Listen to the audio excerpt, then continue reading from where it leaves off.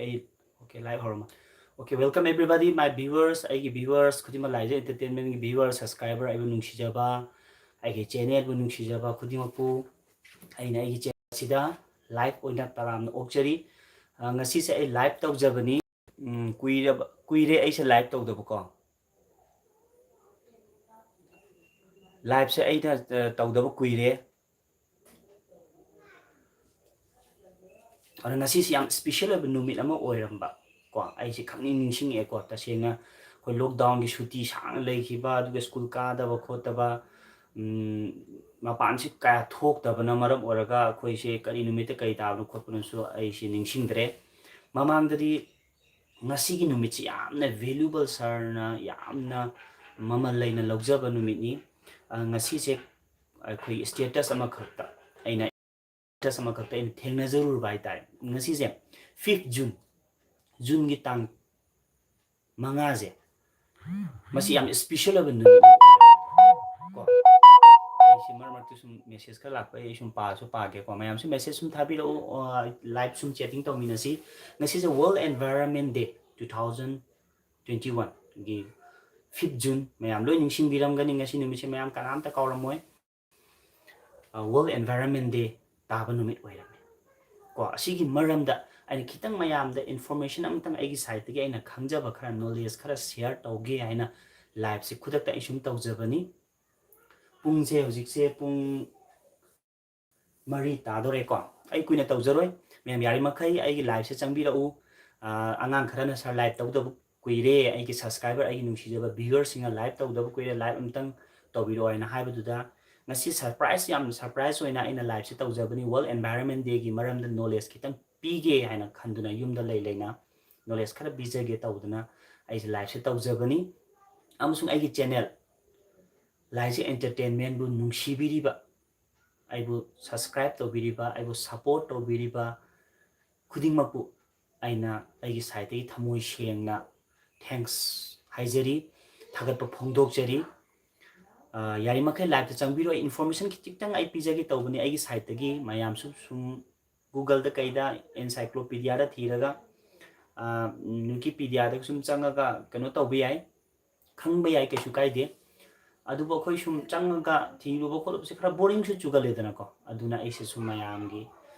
live su thengnajar ga chatting su khara tawge aduga wari su sum sana na ai information su khara pigen tawjabani ahanbada World Environment Day ngasi World Environment Day 5th June se kada digi karama chahida kamaina horokibano amasung handaki chahi sidana kadaida host tawraga World Environment Day se pangthoibano karigi damta pangthopano masigi ma significance se karino haba amtangi khara haijage yari makai sar gi live se changbira u laije entertainment haba channel se mayam da information pibi batana tana education line da su aina yam kana hona jabani online class tawba khotpana chingba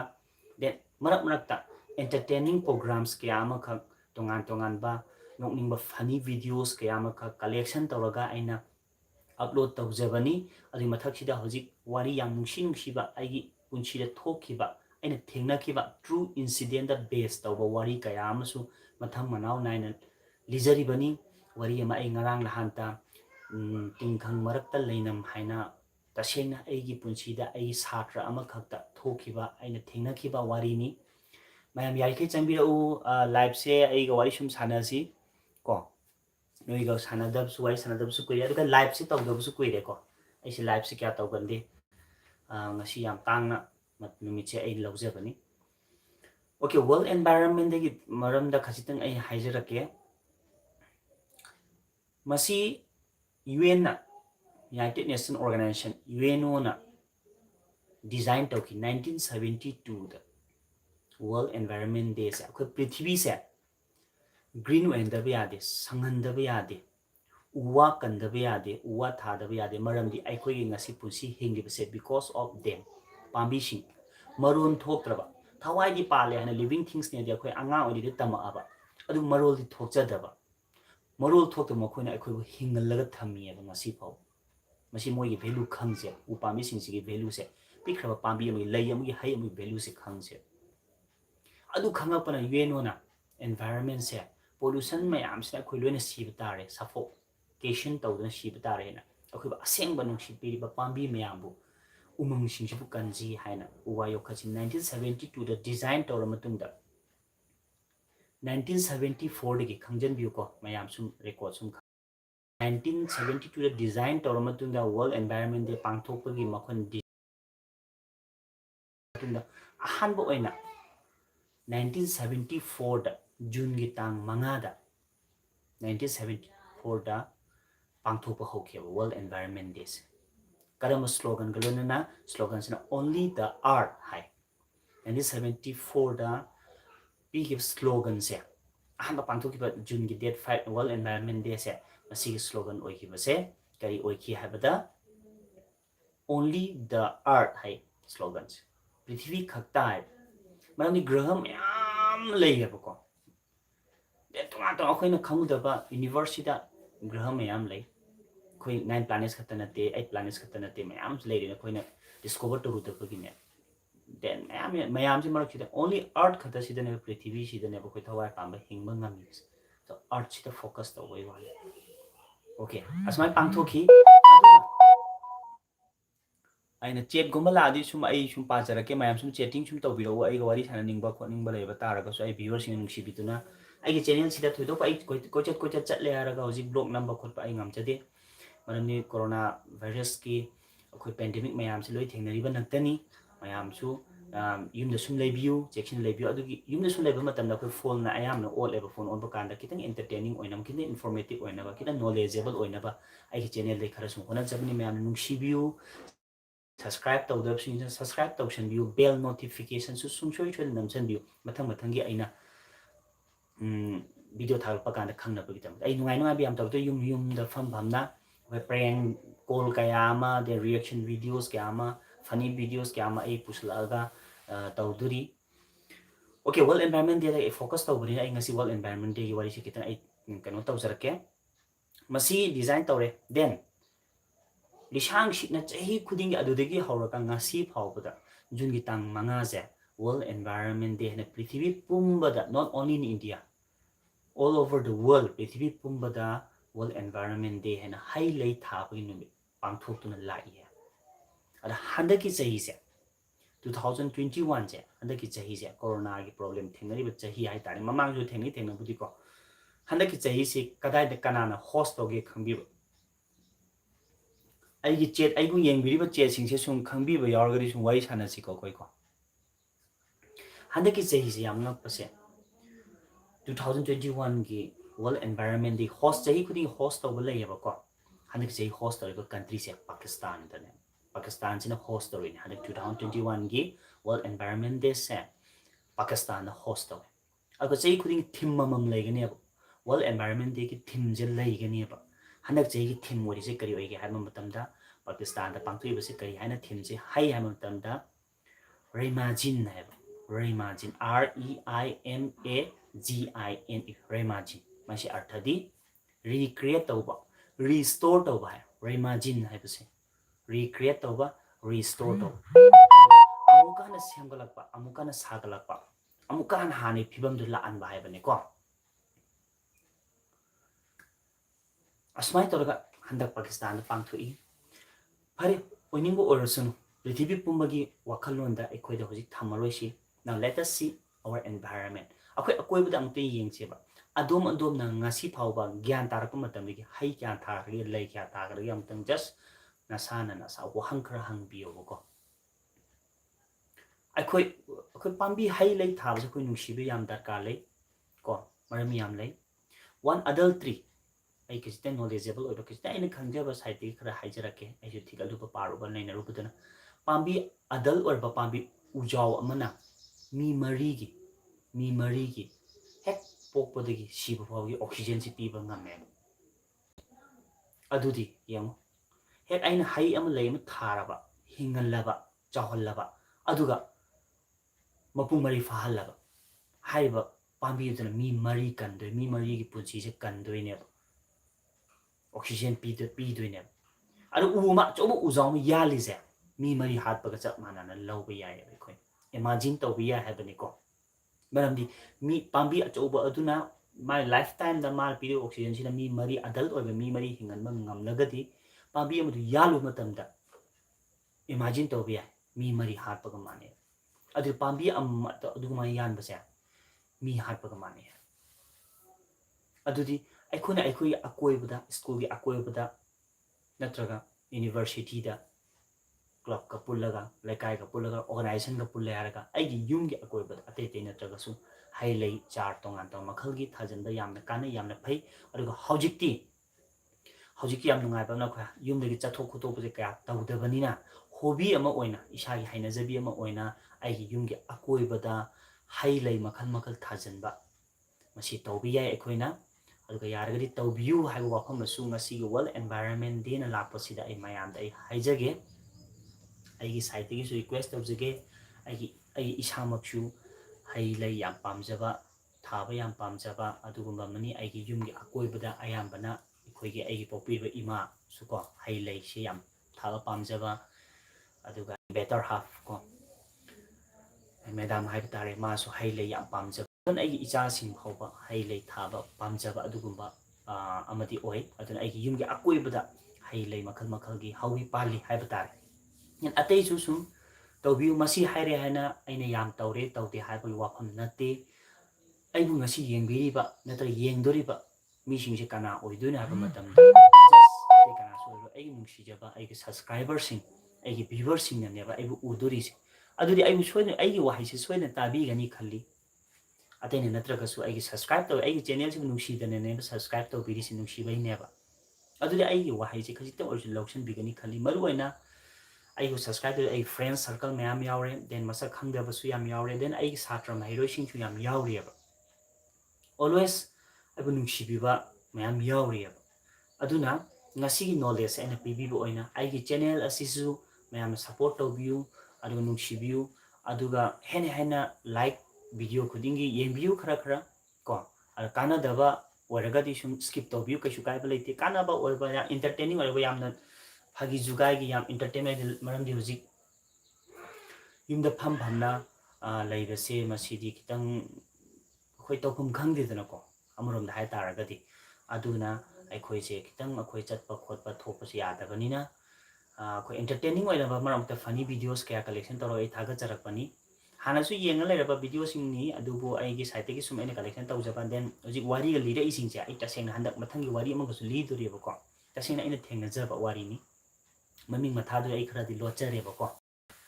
okay ai sumai tawge hojik se live taw na ne ko ai gi yum gi akoi ba ai hojik su hai khre ko mayam thaja biram da su yai ba ko ai yum gi akoi ba hai lei thari ko li ba pali ba sing se ai happy round ama toroga ai kano taw jarake ai ucharake ai tare ko ai happy ai round ama toro sum ucharake ai hojik mapang su thokke ko world environment day gi sum aina kano taw bane na khanbiro ai sida ronaldo gi message samta I page ko sir u achauba nataba machada yumda thaba yaba 24-hour oxygen piba ngamba pambi khara haibiro ba yabra ronaldo adugumba gi thoidopa aikoini yam kana knowledge leirubadi nateda kainoni ai sum ai hailai ulaga ai sum wari sum sana sana raga kaino toge ko ai back camera on toge ko ronaldo yam thagachari ngaktam sumai torga changbirak pase ko ai ki chatting tawraga pambi singje makal makal sum thabiu ko si akhoi gi hek yum ni ko akhoi yum manakta sida ai haino pambi sida leijare haino pambi se makal makal gi pale ko em na su pan be yauri sida pali sini te ai ujarake sida haino si pali yam nen nen yamna ahau makal gi haino ni sida pali se akhoi huji pali se yam su thumba hau bai tare ko haino se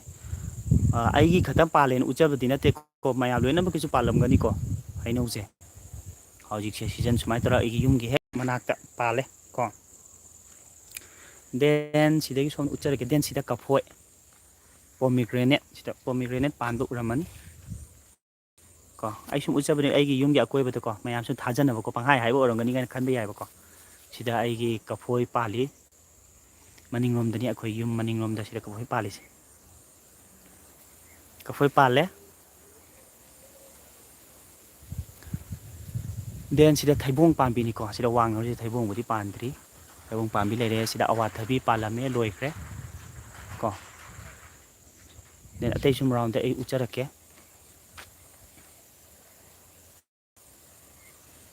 ꯑꯩ ꯃꯔꯛꯇ ꯁꯨꯝ ꯀꯦꯃꯦꯔꯥꯁꯦ ꯍꯥꯏꯐꯦꯠ ꯁꯨꯝ ꯁꯥꯟꯅꯒꯦꯕꯀꯣ then Ronaldo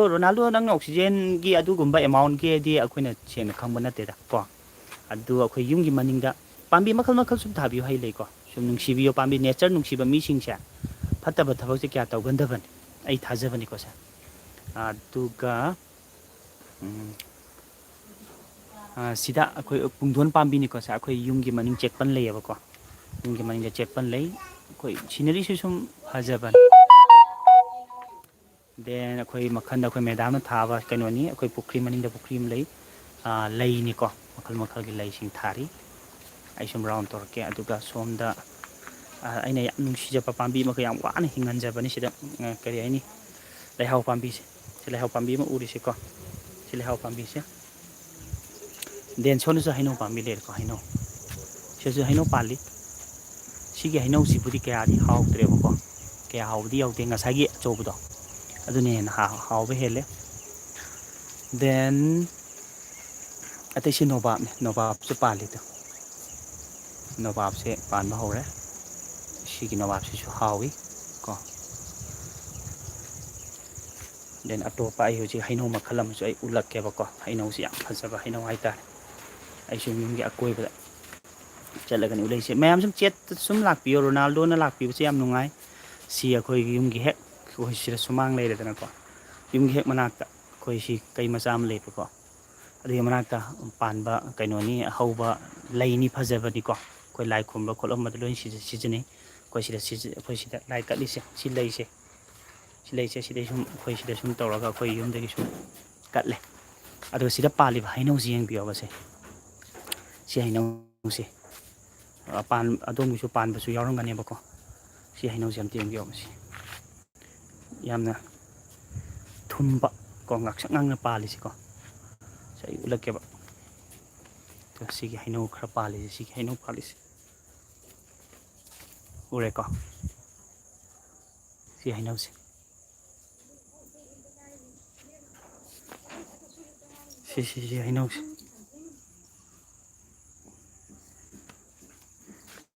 ꯌꯥꯝꯅ ꯑꯍꯥꯎꯕ ꯃꯈꯜꯒꯤ ꯍꯩꯅꯧ ꯍꯥꯏꯇꯥꯔꯦꯀꯣ ꯏꯁꯄꯤꯁꯦꯜ ꯃꯈꯜꯒꯤ ꯍꯩꯅꯧꯅꯦ ꯃꯥꯁꯦ ꯑꯩ ꯊꯑꯣꯏꯅ ꯑꯩꯅ ꯃꯔꯨꯁꯤ ꯊꯤꯔꯒ ꯊꯥꯖꯕꯅꯦꯕꯀꯣ ꯑꯗꯨ ꯂꯩꯁꯨ ꯁꯨꯃꯥꯏꯅ ꯄꯥꯜꯂꯤ ꯗꯦꯟ ꯁꯤꯗ ꯁꯟꯐ꯭ꯂꯥꯋꯔ ꯈꯔ ꯂꯩꯔꯦ ꯑꯀꯣꯏꯕꯗ ꯑꯩꯒꯤ ꯌꯨꯝꯒꯤ ꯑꯀꯣꯏꯕꯗ ꯆꯠꯂꯒꯅꯤꯀꯣ ꯑꯩꯅ ꯅꯝꯖꯔꯤꯁꯦ ꯁꯨꯝ ꯍꯥꯏꯐꯦꯠꯇ ꯎꯠꯆꯒꯦ ꯇꯧꯕꯅꯤ ꯃꯌꯥꯝꯁꯨ ꯊꯥꯖꯅꯕꯀꯣ ꯑꯩꯅ ꯍꯥꯏꯔꯤꯁꯦ ꯑꯁꯤꯗ ꯅꯨꯃꯤꯠꯂꯩ ꯂꯩꯔꯦ ꯁꯤ ꯅꯨꯃꯤꯠꯂꯩ ꯄꯔꯦꯡ ꯆꯥꯟꯅ ꯅꯣꯏ ꯃꯦꯗꯥꯝ ꯊꯥꯔꯤꯅꯤ ꯅꯨꯃꯤꯠꯂꯩ ꯄꯥꯝꯕꯤꯁꯦ ꯍꯧꯔꯤꯁꯦ ꯊꯥꯔꯤꯅꯤ ꯂꯩ ꯁꯨꯃꯥꯏꯅ ꯍꯧꯔꯤꯁꯤꯅꯦ ꯑꯗꯨꯒ ꯁꯣꯝꯗꯁꯨ ꯈꯔ ꯎꯠꯂꯛꯀꯦ ꯁꯤ ꯂꯩ ꯃꯈꯜ ꯑꯃꯁꯨ ꯂꯩꯔꯦ ꯁꯤ ꯑꯉꯧꯕ ꯂꯩꯁꯦ ꯑꯩꯈꯣꯏ ꯂꯥꯏ ꯈꯨꯔꯨꯝꯕ ꯈꯣꯠꯂꯝꯕꯗ ꯁꯤꯖꯤꯟꯅꯩꯗꯅꯀꯣ ꯁꯤ ꯑꯉꯧꯕ ꯂꯩꯁꯦ ꯗꯦꯟ ꯁꯤꯗ ꯍꯩꯀ꯭ꯔꯨ ꯍꯦꯛ ꯑꯩꯈꯣꯏꯒꯤ ꯁꯨꯃꯥꯡꯗ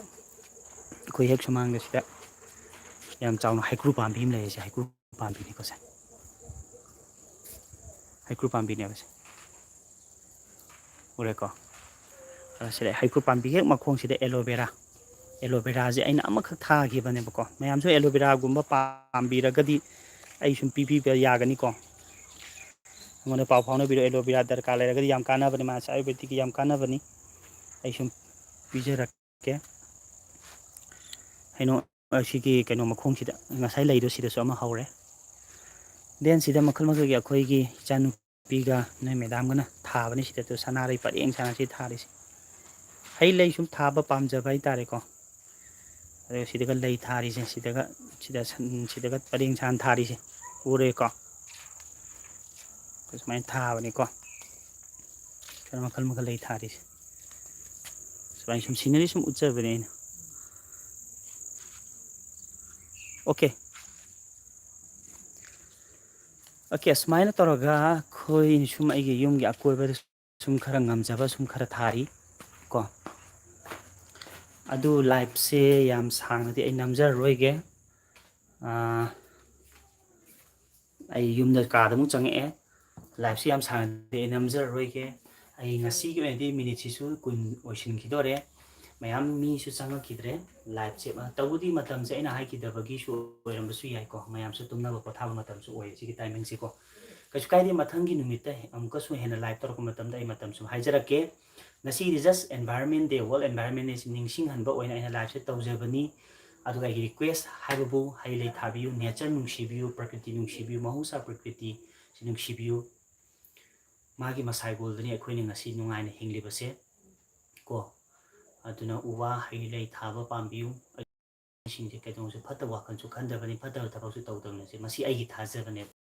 ꯑꯣꯀꯦ ꯑꯦꯅꯤꯋꯦ ꯋꯥꯔꯜ ꯑꯦꯟꯚꯥꯏꯔꯟꯃꯦꯟ ꯗꯦꯒꯤ ꯃꯌꯥꯝꯗ ꯋꯤꯁ ꯇꯧꯖꯔꯤ ꯍꯩ ꯂꯩ ꯑꯃꯠꯇꯁꯨ ꯉꯁꯤꯒꯤ ꯅꯨꯃꯤꯠꯁꯦ ꯊꯥꯕꯤꯔꯝꯃꯨ ꯀꯣ ꯑꯗꯨꯒ ꯍꯤꯡꯍꯟꯕꯤꯌꯨ ꯍꯥꯏꯕ ꯋꯥꯐꯝꯁꯤꯗ ꯑꯩ ꯊꯝꯖꯒꯦ ꯑꯗꯨꯒ ꯉꯁꯤꯒꯤ ꯋꯥꯔꯜ ꯑꯦꯟꯚꯥꯏꯔꯟꯃꯦꯟ ꯗꯦꯗ ꯉꯁꯤꯒꯤ ꯑꯩꯅ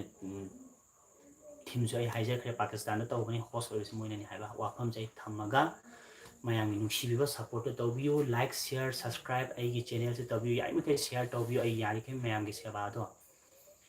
ꯇꯧꯖꯒꯦ ꯍꯥꯏꯕ ꯋꯥꯐꯝꯁꯦ ꯊꯝꯃꯒ ꯉꯁꯤꯒꯤ ꯑꯣꯏꯅꯗꯤ ꯑꯩ ꯁ꯭ꯋꯥꯏꯗ ꯂꯥꯏꯚꯁꯦ ꯇꯦꯟꯁꯤꯟꯖꯔꯒꯦ ꯃꯊꯪꯗ ꯑꯃꯨꯛ ꯊꯦꯡꯅꯔꯁꯤ ꯃꯌꯥꯝ ꯑꯣꯀꯦ ꯕꯥꯏ ꯕꯥꯏ ꯑꯦꯕ꯭ꯔꯤꯕꯗꯤ